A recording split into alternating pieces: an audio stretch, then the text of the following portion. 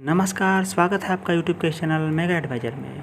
दोस्तों, इस वीडियो में हम देखेंगे कि ITR 1 कैसे फाइल किया जाता है, जो कि सैलरी पर्सन के लिए होता है। और आप ITR 1 फाइल करके आप अपने कटे हुए टैक्स का भी मैक्सिमम रिबेट कैसे ले सकते हैं, उसके लिए आपके कौन कौन से रिलेवेंट डॉक्यूमेंट की ज़रूरत होती है। और साथ ही साथ हम इस वीडियो में यह भी देखेंगे कि बहुत से लोग जो है फॉर्म 1626 AS या फिर अपने सेविंग बैंक के इंटरेस्ट वगैरह को स्किप करते हैं। तो सारा डिटेल्स हम इस वीडियो में देखेंगे और स्टेप बाय स्टेप जो है मैं आपको लाइव डेमो के साथ आपको ITR 1 भरना सिखाऊंगा। तो अगर आप सैलरी पर्सन हैं, डिफेंस पर्सनल हैं, तो आप इस वीडियो की मदद से आप अपना ITR फाइल कर सकते हैं और आप अपना मैक्सिमम जो है टैक्स रिफंड भी करवा सकते हैं अगर आपके पास रेलेवेंट डॉक्यूमेंट है। अगर आप हमसे ITR फाइल करवाना चाहते हैं तो आप दिए हुए नंबर पर कॉन्टैक्ट कर सकते हैं। लेकिन दोस्तों, यह पेड सर्विस होगी जहाँ पे आपको बहुत ही कम कीमत पे आपकी ITR को फाइल किया जाता है और मैक्सिमम रिबेट यानी कि मैक्सिमम टैक्स रिफंड कराया जाता है। सबसे पहले आपको income tax India e-filing.gov.in official website पे आना है। यहाँ से आपको लॉगिन करना है। अगर आपके पास यूज़र ID पासवर्ड नहीं है, आपने पहले लॉगिन नहीं कर रखा है, तो आपको रजिस्टर योरसेल्फ पर जाके आपको रजिस्टर करना है। उसके बाद आपको लॉगिन हियर पे क्लिक करके आप अपना यूज़र ID पासवर्ड से यहाँ पे लॉगिन हो सकते हैं। यूज़र ID आपका पैन कार्ड होता है, पासवर्ड जो आपने बनाया होगा और दिए हुए कैप्चा को फीड करके आप लॉगिन कर सकते हैं। जैसे आप लॉगिन होंगे आपको इस तरीके से पेज देखने को मिलेगा। तो आपको फाइलिंग और इनकम टैक्स रिटर्न पे क्लिक करना है। तो इसमें पैन कार्ड आपका ऑटो फिल होके आएगा, उसको आपको एक बार देख लेना है। असेसमेंट ईयर में आपको 2020-21 सेलेक्ट करना है। असेसमेंट ईयर हमेशा एक साल आगे होता है, जो कि फाइनेंशियल ईयर 19-20 के लिए है। उसके बाद आपको फॉर्म में ITR 1 सेलेक्ट करना है। आप सैलरी पर्सन हैं तो ITR 1 और 2 सैलरी पर्सन के लिए होता है। तो मैं आपको यहाँ पे ITR 1 जो मैक्सिमम लोगों के लिए होता है तो वो आपको यहाँ पे लाइव दिखाने वाला हूँ। ITR 4 का जो बिजनेस एंड प्रोफेशन के लिए होता है उसका भी वीडियो है, आप वहाँ पे जाके देख सकते हैं मेरे चैनल पे। मेरे चैनल को अभी तक आप सब्सक्राइब नहीं किए हैं तो सब्सक्राइब कर दीजिए, ताकि इस तरीके से लेटेस्ट वीडियो का अपडेट आपको मिलता रहे। और मैं आपको बता दूं कि ITR 1 से लेकर 7 तक फॉर्म होते हैं। तो कौन सा फॉर्म किन के लिए होता है, किन किन कंडीशन में कौन से लोग फॉर्म ITR 1 से लेकर 7 तक चूज कर सकते हैं, अगर आपको जानकारी लेना है तो मेरे चैनल में वीडियो है, डिस्क्रिप्शन में उनका लिंक दिया हुआ है, तो आप वहां से जाके देख सकते हैं। फिलिंग टाइप में आपको ओरिजिनल रिवाइज रिटर्न सेलेक्ट करना है। सबमिशन मोड में आपको प्रिपेयर एंड सबमिट ऑनलाइन पे क्लिक करना है। उसके बाद आपको यहाँ पे बताया जा रहा है कि कुछ डाटा जो है प्री फिल्ड आएगा आपके फॉर्म में, उसको आप एडिट कर सकते हैं, तो आप चेक करके एडिट कर सकते हैं। नीचे आपका बैंक डिटेल्स होगा, एक या सारे को टिक लगा के आप कंटिन्यू पे आपको क्लिक करना है। उसके बाद आपको एक पॉपअप आएगा, यहाँ पे चेकबॉक्स दिया है, वहाँ पे आपको क्लिक करना है। इसमें बताया जा रहा है कि please check the pre filled data before submitting the form, यानी कि जो भी डाटा प्री फिल्ड आएगा उसको आपको एक बार चेक कर लेना है। उसमें एडिट का भी ऑप्शन है, आपको उसको एडिट भी कर सकते हैं सबमिट करने के पहले। तो आप यहाँ पे कंटिन्यू पे क्लिक कर लीजिए। तो इस तरीके से आपको यहाँ पे बहुत सारे टैब देखने को मिलेंगे, जैसे कि instruction, part A, general information, computation of income and tax. तो इस तरीके से हम एक एक करके यहाँ पे दिखेंगे। यहाँ पे आप देख सकते हैं शेड्यूल DI और शेड्यूल ATD, जो कि इस साल इंट्रोड्यूस हुआ है। इस बार जो है ITR 1 के फॉर्म में चेंजेज हैं, तो हम आगे देखेंगे एक एक करके। तो इंस्ट्रक्शन आप यहाँ पे पढ़ सकते हैं। उसके बाद पार्ट ए, जनरल इन्फॉर्मेशन में सारा डाटा आपका यहाँ पे ऑटो फिल होकर आता है। यह डाटा एडिटेबल भी होता है, तो अगर आपको ज़रूरत लगता है मोबाइल नंबर या फिर आपका एड्रेस चेंज करना है तो आप यहाँ से कर सकते हैं। उसके बाद नीचे जब आएंगे तो आपको यहाँ पे नेचर ऑफ एम्प्लॉयमेंट देखने को मिले। तो इस तरीके से आपको यहाँ पे नेचर ऑफ एम्प्लॉयमेंट सेलेक्ट कर लेना है, जो भी हैं आप यहाँ से सेलेक्ट कर लीजिएगा। उसके बाद फील्ड अंडर सेक्शन 139 ऑन और बिफोर ड्यू डेट ही रहने देना है, क्योंकि हम लास्ट डेट से पहले ITR फाइल कर रहे हैं, जो कि 30 नवंबर है। अगर आप 30 नवंबर से पहले फाइल कर रहे हैं तो यही रहने दीजिएगा। यहाँ पे आप 3 कंडीशंस देख सकते हैं, जो कि पिछले वाले ITR फॉर्म में नहीं था, इस बार इंट्रोड्यूस किया गया है। यह कंडीशन है, अगर आपके अकाउंट में 1 करोड़ से ज़्यादा का डिपॉजिट हुआ है, 2 लाख से ज़्यादा अगर आपने फॉरेन ट्रिप पे खर्चा किया है, या फिर आपकी इलेक्ट्रिसिटी बिल 1 लाख से ज़्यादा हुआ है, और इसी तीनों कंडीशन की वजह से आप ITR फाइल कर रहे हैं, तो आपको यहाँ पे यस लगाना है। यानी कि अगर आपकी इनकम 2.5 लाख से कम है, आप ITR फाइल नहीं करते, लेकिन इस तीनों कंडीशन की वजह से आपको ITR फाइल करना पड़ रहा है, तो ही आपको यहाँ पे यस करना है। अदरवाइज आपको यहाँ पे नो टिक कर देना है। जो नेक्स्ट टैब है वह है computation of income and tax करके। यहाँ पे हमारी सारी सैलरी या फिर अदर इनकम को फीड किया जाएगा, साथ ही साथ डिडक्शन भी इसी पेज में क्लेम किए जाएंगे। तो आप यहाँ पे देख सकते हैं सबसे ऊपर हमको सैलरी फिट करना है। तो सैलरी एज पर सेक्शन 17(1), 2 और 3 करके दिया हुआ है। तो आप अपना फॉर्म 16 में चेक कर सकते हैं। अगर अभी तक आपको फॉर्म 16 नहीं मिला है तो आप वेट कर लीजिए। फॉर्म 16 के बिना आप ITR 1 फाइल नहीं कर सकते हैं अगर आप सैलरी पर्सन हैं। तो मैं अपना फॉर्म 16 के हिसाब से अपना यहाँ पे सैलरी फिट कर लेता हूँ। आप देख सकते हैं कि यह मेरा फॉर्म 16 है। यहाँ पे हमारा ग्रॉस सैलरी जो है 7,32,673 शो हो रहा है। तो इसी अमाउंट को हमारे सैलरी वाले कॉलम में फिट कर लेना है। तो ग्रॉस सैलरी जो है हमारी आप देख सकते हैं ऊपर 7,32,673 आ गया है। अगर आपके फॉर्म 16 में 17(1), 17(2), 17(3) अलग अलग दिए हुए हैं तो आपको उसी हिसाब से यहाँ पे फिट कर लेना है। तो मैंने अपने यहाँ पे सैलरी फिट कर लिया है। उसके बाद आपको देख सकते हैं नेचर ऑफ एग्जम्प्टेड अलाउंसेस करके यहाँ पे दिया हुआ है। तो यहाँ बहुत सारे ऐसे अलाउंसेस होते हैं सैलरी पर्सन को जो कि एग्जम्प्टेड होते हैं, उस पर टैक्स नहीं लगना होता है। आप यहाँ से देख सकते हैं अगर आपके केस में है, आपके फॉर्म 16 में है तो वहाँ पर रिफ्लेक्ट हो रहा होगा। वहाँ से आपको अमाउंट चेक करके आपको यहाँ पे फिट कर लेना है। यहाँ पे देख सकते हैं आप LTC जो है यहीं से क्लेम किया जाता है। आप यहाँ जो मेन जो है मैं आपको बता दूँ, यहाँ से आप 10 का जो है 13A देख सकते हैं, allowance to meet expenditure incurred on house rent, यानी कि HRA भी आपको यहीं पे क्लेम करना होता है। तो यह सारे डिटेल्स अगर आपके फॉर्म 16 में है तो आप वहाँ से यहाँ अगर आपको लगता है कि आपका कोई अलाउंसेस जो है टैक्स एग्जम्प्टेड है, जैसे कि LTC हो गया, HRA हो गया, वो भी अगर आपके फॉर्म 16 में रिफ्लेक्ट नहीं हो रखा है तो भी आप यहाँ से उसको क्लेम कर सकते हैं। तो चलिए मेरे केस में जो है 10(14)A या 10(14)B के हिसाब से हमको टैक्स एग्जम्पशन मिलता है। मैक्सिमम सैलरी पर्सन के जो है में यह अप्लाई होता है। तो आपको यहाँ से सेलेक्ट कर लेना है। जैसे मैंने सेलेक्ट कर लिया है 10, आप 14A या 10(14)B यहाँ से सेलेक्ट कर सकते हैं।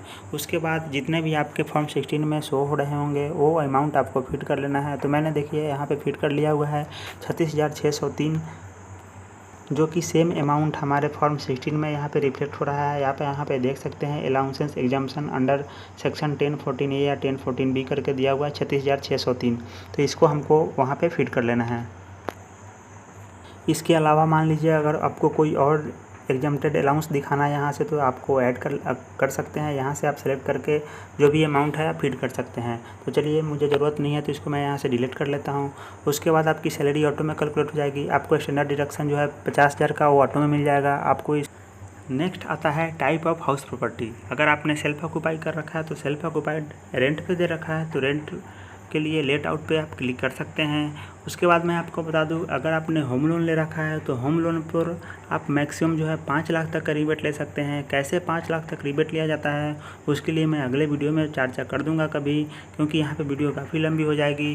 फिलहाल आप अगर सेल्फ ऑक्यूपाइड कर रखे हैं, होम लोन ले रखे हैं तो 2 लाख तक यहाँ पर आप रिबेट ले सकते हैं।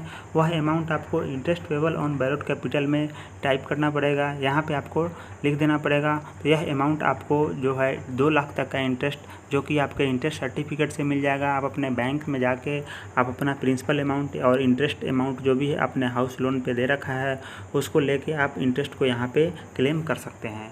उसके बाद दोस्तों आता है इनकम फ्रॉम अदर सोर्सेज। अगर आपके सैलरी के अलावा अगर कोई इनकम है तो आपको यहाँ पे शो करना होता है। बहुत से लोग इसको हाइड कर देते हैं, उसका खामियाजा उनको बाद में भुगतना पड़ता है। कभी कभी उनको नोटिस का भी सामना करना पड़ता है। यहाँ पे देख सकते हैं कि interest from saving account, interest from deposit, interest from income tax refund और फैमिली पेंशन या फिर अदर। अगर आपके सैलरी के अलावा कोई इनकम है तो यहाँ पे एनी अदर पे जाके आप वहाँ पे टाइप करके वो फीड कर सकते हैं। और एक बात तो मैं आपको बता दूं कि सारे लोगों के पास सेविंग अकाउंट तो होता ही होता है और इस पर कुछ ना कुछ उनको इंटरेस्ट गेन होता है। तो वह इंटरेस्ट आपको यहाँ पे शो करना होता है, वह आपकी अदर देन सैलरी इनकम में काउंट होगा। साथ ही साथ अगर आपने पिछले साल जो है टैक्स रिफंड ले रखा है तो उसको भी आपको यहाँ पे शो करना पड़ेगा, वह भी आपको अदर देन सैलरी इनकम मानी जाएगी। तो सबसे पहले मैं आपको बता दूं कि इंटरेस्ट फ्रॉम सेविंग बैंक के से आपको जो भी इंटरेस्ट मिला है उसको आपको यहाँ पे फीड करना है। तो इसके लिए आप अपने बैंक से स्टेटमेंट से देख सकते हैं या फिर आप अपने बैंक से इंटरेस्ट सर्टिफिकेट निकाल के आप वहाँ से चेक कर पाएंगे कि आपके बैंक में कितना इंटरेस्ट मिला हुआ है। आप यहाँ पे देख सकते हैं बैंक इंटरेस्ट सर्टिफिकेट जो डाउनलोड किया है उसमें 1283 रुपये इंटरेस्ट हो रहा है। तो यह हमको अदर देन सैलरी इनकम में शो करना होगा। मैं आपको बता दूं कि हमारे चैनल पे आपको बैंक इंटरेस्ट सर्टिफिकेट कैसे डाउनलोड करना है उसका लिंक आपको डिस्क्रिप्शन में मिल जाएगा। वहाँ से आप वीडियो देख के अपना बैंक इंटरेस्ट सर्टिफिकेट डाउनलोड कर सकते हैं। तो इस तरीके से आपको यहाँ पे इंटरेस्ट फ्रॉम सेविंग अकाउंट करके आपका जितना भी इंटरेस्ट हो यहाँ पे आपको टाइप कर लेना है। इसके अलावा अगर आपने कोई डिपॉजिट कर रखा है उसका कोई इंटरेस्ट है तो उसको भी आपको यहाँ से टाइप करके फिट करना है। अगर आपने पिछले इनकम टैक्स का रिफ़ंड पाया है तो आपको यहाँ पे टाइप कर लेना है। इसके अलावा अगर आपको कोई फैमिली पेंशन मिलती है तो उसको भी आपको यहीं पे शो करना होगा। अगर इसके अलावा अगर आप कोई छोटा मोटा पार्ट टाइम जॉब करते हैं या फिर कोई अर्निंग करते हैं तो उसको एनी अदर सेलेक्ट करके डिस्क्रिप्शन में उसको लिख के आपको यहाँ पे अमाउंट फिट करना है। तो चलिए मैं एक बार आपको बता दूँ कि अगर आप सैलरी पर्सन हैं तो आपका फॉर्म 16 कैसे यूज होगा। उसके लिए तो आपने देख लिया है। एक दूसरा डॉक्यूमेंट होता है जो कि बहुत ही ज़रूरी होता है। ITR फाइल करने के पहले आपको फॉर्म 26A को एक बार ज़रूर चेक करना चाहिए। उसमें जितना भी अमाउंट है उसके साथ आपका इनकम मैच होना चाहिए। अगर 26A में जितना अमाउंट है उससे अगर आपकी इनकम कम शो होती है तो आपको इनकम टैक्स से नोटिस भी आ सकता है। तो आपको एक बार फॉर्म 26A ज़रूर से ज़रूर चेक करना चाहिए। आपका फॉर्म 26A कैसे डाउनलोड होगा उसके लिए मेरे चैनल पे वीडियो है, उसका लिंक मैं डिस्क्रिप्शन बॉक्स में दे दूँगा, तो वहाँ से आप डाउनलोड कर सकते हैं। तो चलिए मैं एक बार इनका फॉर्म 26A आपको एक बार दिखा देता हूँ। टोटल अमाउंट पेड क्रेडिट में आप देख सकते हैं 6,96,070 है। यहाँ पे आप ग्रॉस टोटल इनकम देख सकते हैं 6,46,070 है। यह एग्जैक्ट मैच कर रहा है। यह फॉर्म 16 में 6,46,070 से ज़्यादा हो सकता है, कम नहीं होना चाहिए, क्योंकि फॉर्म 26 ही मेन डॉक्यूमेंट होता है।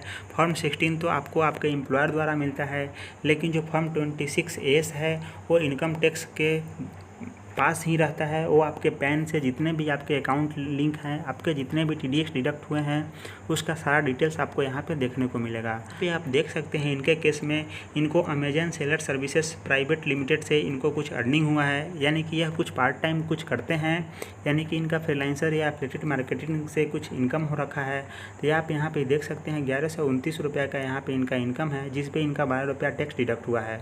मान लीजिए अगर यह 26A मैच नहीं करते, नहीं देखते, अगर इन्होंने यह इनकम नहीं शो किया होता, अगर यह शो नहीं करेंगे तो इनको इनकम टैक्स के माध्यम से नोटिस का सामना करना पड़ सकता है, क्योंकि इनका सैलरी के अलावा भी कुछ इनकम है। तो यह दोस्तों कैसे पता चला, आपके फॉर्म 16 में तो पता नहीं चलेगा। तो इसलिए मैं बता रहा हूं कि आपको फॉर्म 26A एक बार ज़रूर रेफ़र करना चाहिए। इसमें क्या होता है कि कभी कभी आपका बैंक जो है TDS काटा होता है, कोई अदर आपने कोई काम कर रखा है, कोई अदर इनकम है आपका तो उस पर TDS कटा है, तो आपको यहाँ से उसकी सारी जानकारी मिल जाएगी।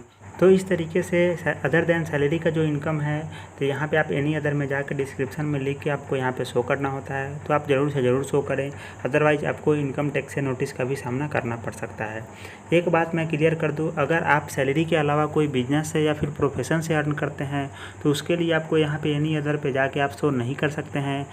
साथ ही साथ अगर आप कोई कमीशनिंग या ब्रोकरेज इनकम करते हैं, LIC एजेंट है या फिर आपको अन्य तरीके का इनकम है, तो उसके लिए मैंने अपने चैनल पे एक वीडियो बना रखा है कि आपके लिए कौन सा ITR फॉर्म सूटेबल होगा। तो वह वीडियो जाके आप देख सकते हैं, समझ सकते हैं कि आपके लिए कौन सा ITR फॉर्म अप्लीकेबल होगा। यहाँ पे आप देख सकते हैं ग्रॉस टोटल जो इनकम है, यहाँ पे इनका 6,48,994 रुपया जो शो हो रहा है, वह फॉर्म 26 में जितने भी अमाउंट है उससे ज़्यादा होना चाहिए, कम नहीं होना चाहिए। यानी कि आपके फॉर्म 26A में जितना आपका इनकम क्रेडिट दिखा रहा है उससे आपका जो ग्रॉस टोटल इनकम है ज़्यादा होना चाहिए या फिर बराबर होना चाहिए, कम नहीं होना चाहिए। अब बारी आती है डिडक्शंस की। तो आप यहाँ पे देख सकते हैं बताया गया है कि अगर आपकी कोई इन्वेस्टमेंट या डिपॉजिट जो है 31 मार्च तक कंप्लीट नहीं हो पाई थी टैक्स बचाने के लिए, तो उसका क्लेम करने के लिए आप जो है अपना सेविंग या फिर डिपॉजिट 1 अप्रैल से लेकर 30 जून तक भी कर सकते थे। तो उसके लिए यहाँ पे आपको यस और नो सेलेक्ट करने होंगे और एक अलग से आपको शेड्यूल DI भरना होगा। उसमें बताना होगा कि आपकी कितनी जो है अमाउंट है जो इस साल आपने कटाया है, यानी कि 1 अप्रैल अप्रैल से बाद कट करवाया है और उसका क्लेम आप पिछले फाइनेंशियल ईयर में टैक्स बचाने के लिए करना चाहते हैं, यह फैसिलिटी कोरोना वायरस की वजह से गवर्नमेंट ने इस बार सारे लोगों को दी हुई है। तो अगर आपके केस में 31 मार्च तक आपकी सेविंग पूरी हो चुकी है टैक्स डिडक्शंस के लिए, यानी कि टैक्स सेविंग करने के लिए, तो आपको यहाँ से नो सेलेक्ट करना है। अगर आपका कोई अमाउंट जो है 1 अप्रैल से बाद डिडक्ट हुआ है, उसका क्लेम आप करना चाहते हैं टैक्स सेविंग के लिए, तो आपको यहाँ से यस सेलेक्ट करना होगा। यह यस और नो का ऑप्शन तब तक नहीं आएगा जब तक कि आप यहाँ पे कोई अमाउंट फीड न करें। तो चलिए सबसे पहले मैं आपको बताऊँगा कि 80C में जैसे कि लाइफ इंश्योरेंस हो गया, आपका PF PPF हो गया, सुकन्या समृद्धि योजना हो गया, बच्चों का ट्यूशन फी हो गया, तो इस तरीके के जो है तमाम डिडक्शंस आप यहाँ पे क्लेम कर सकते हैं। इसकी लिमिटेशन जो है 1.5 लाख तक होती है। इसका जो है आपका फॉर्म 16 में भी शो हो रहा होगा, तो वहाँ से देख के आपको यहाँ पे फिट कर लेना है।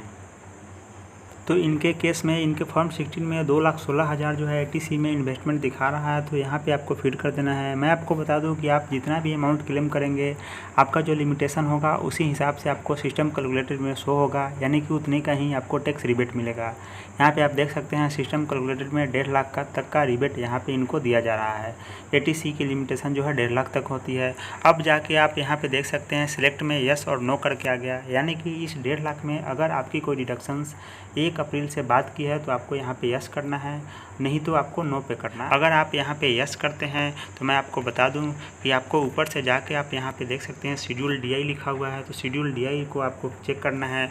तो मान लीजिए कि 1.5 लाख ये टोटल अमाउंट का जो हम क्लेम कर रहे हैं, उसमें से 20,000 अगर हमारे अकाउंट से 1 अप्रैल से लेकर 30 जून तक कट हुआ है, वह जो है अमाउंट आपको 20,000 यहाँ पे लिखना है। तो इसी तरीके से अगर और कोई क्लेम अगर आप कर रहे हैं जिसका डिडक्शंस आपके अकाउंट से जो है 1 अप्रैल के बाद हुआ है, तो आपको यहाँ पे लिखना है उसको अलग से। तो इनके केस में ऐसा नहीं है, तो यहाँ पे ये जो है नो सेलेक्ट कर लेंगे तो हमें शेड्यूल DI भरने की ज़रूरत नहीं पड़ेगी। उसके बाद दोस्तों बता जो 80CCD जो है पेंशन स्कीम के लिए होता है। अगर आप सेंट्रल एम्प्लॉई हैं, अगर आपने कोई अलग से NPS ले रखा है, नेशनल पेंशन स्कीम में आप कंट्रीब्यूट करते हैं, तो उसके लिए आप जो है यहाँ पे क्लेम कर सकते हैं। देखिए मैं आपको बता दूं कि सारे डिडक्शंस का जो है डिटेल्स मैं इस वीडियो में कवर नहीं कर सकता हूं, क्योंकि डिडक्शन जो है बहुत बड़ा चैप्टर होता है। तो इसके लिए मैं अलग वीडियो सेपरेट वीडियो जो है मैं इस चैनल पे आपको देने वाला हूं। तो आप अभी से इस चैनल को सब्सक्राइब कर लीजिए। ITR 4 का भी वीडियो जल्द आने वाला है। तो अगर आप कोई बिजनेस या प्रोफेशन से कुछ अर्न करते हैं तो उसके लिए आपको ITR 4 भरना होता है। तो आप इस चैनल को सब्सक्राइब कर लीजिए, आपको इसी तरीके के इन्फॉर्मेटिव वीडियो आपको मिलते रहेंगे इस चैनल पर। डिडक्शंस के लिए अलग अलग से आप मैक्सिमम क्लेम कैसे कर पाएंगे मैं अलग से एक वीडियो बना दूंगा। तो फिलहाल मैं यहाँ पे मोटा मोटी आपको समझाने का प्रयास। जो मेजर डिडक्शंस आता है वो 80D है, जो कि हेल्थ इंश्योरेंस प्रीमियम के लिए होता है। यहाँ पे इसको क्लेम करने के लिए आपको यहाँ पे 80D का जो है शेड्यूल भरना होगा। 80D का शेड्यूल आपको ऊपर ही देखने को मिलेगा। तो चलिए एक बार आप देख लीजिए, यहाँ पे शेड्यूल 80D है। तो यहाँ से जाके आपको आपका अगर फैमिली मेम्बर में किसी का अगर हेल्थ इंश्योरेंस प्रीमियम या फिर कोई एक्सपेंडिचर है तो उसको आप यहाँ से क्लेम कर सकते हैं।